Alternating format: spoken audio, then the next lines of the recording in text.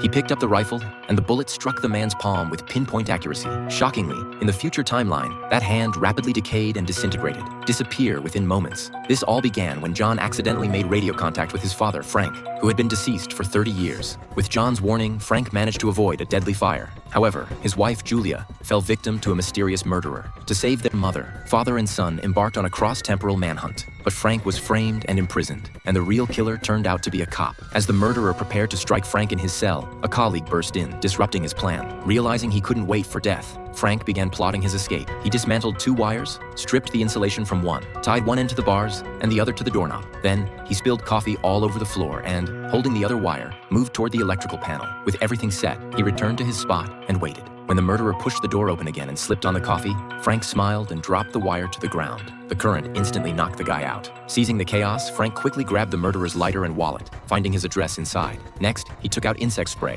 stood on a table, and set the sprinkler system ablaze, creating more chaos and successfully fleeing the station. After escaping, Frank broke into the murderer's house and found crucial evidence. But the murderer followed, firing several shots. Frank ran for his life, with the murderer hot on his heels. At the dock, the murderer suddenly lost sight of Frank. As he stepped onto the floating bridge, a hand pulled him underwater.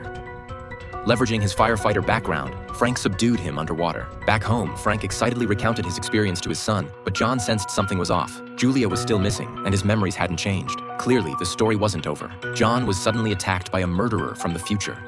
Meanwhile, a puzzled Frank was knocked out by his timeline's murderer with a metal rod. After locking Frank up, the murderer headed upstairs to targeting Julia. Young John, hearing the commotion, entered the bedroom and was targeted by the murderer. In a critical moment, Frank broke free from his handcuffs. The murderer was holding John hostage, forcing Frank to drop his weapon. At the last second, Julia suddenly appeared, distracting the murderer, and young John escaped. Frank then picked up a shotgun, aimed at the murderer's palm, and fired, leading to the scene at the beginning.